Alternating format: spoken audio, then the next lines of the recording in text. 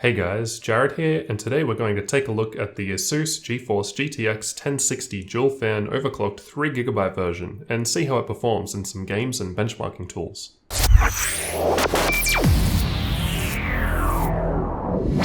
Inside the box we have the graphics card, driver CD, and setup information. I recommend downloading the latest drivers from NVIDIA rather than using the included CD, which is likely out of date. Let's take a quick physical look at what the card has to offer.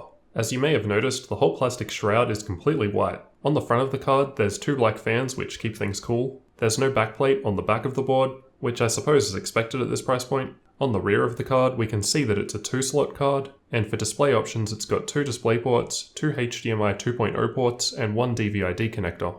There's not much on the top other than some subtle ASUS branding and the 6-pin power connector. The dimensions of the card are 4.3cm by 24.2cm by 13cm, and it weighs about 590 grams or 1.3 pounds. In terms of specs, the card has 1152 CUDA cores, an 8008 MHz memory clock with 3GB of GDDR5 memory, a 1594 MHz base clock, and a 1809 MHz boost clock in overclock mode. That's all well and good, but how does the card actually perform?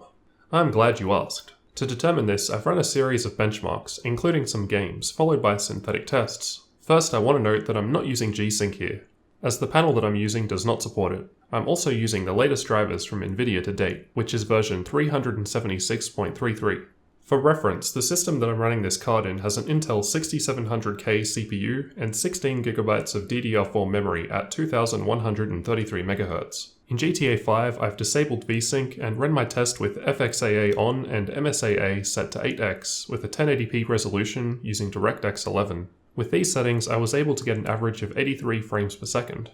In The Witcher 3, I used the Ultra preset, disabled VSYNC and NVIDIA Hairworks, and again ran at a 1080p resolution. With these settings, I was able to get an average of 55 frames per second, while in Shadow of Mordor, with Ultra settings at 1080p, we averaged 89 frames per second. Now onto the benchmarking tools. While a useful indicator, note that these results are less practical compared to the real-world gaming results previously shown. In Heaven benchmark with the quality set to Ultra, tessellation set to Extreme, and anti-aliasing set to 8 at 1080p, the 1060 averaged 61 frames per second. It's a similar story in Valley benchmark, with the quality set to Ultra and anti-aliasing on 8 at 1080p, the 1060 averaged 67 frames per second. I ran both the Firestrike and TimeSpy benchmarks from 3D Mark, and got pure graphics scores of 12,612 and 3,765 respectively.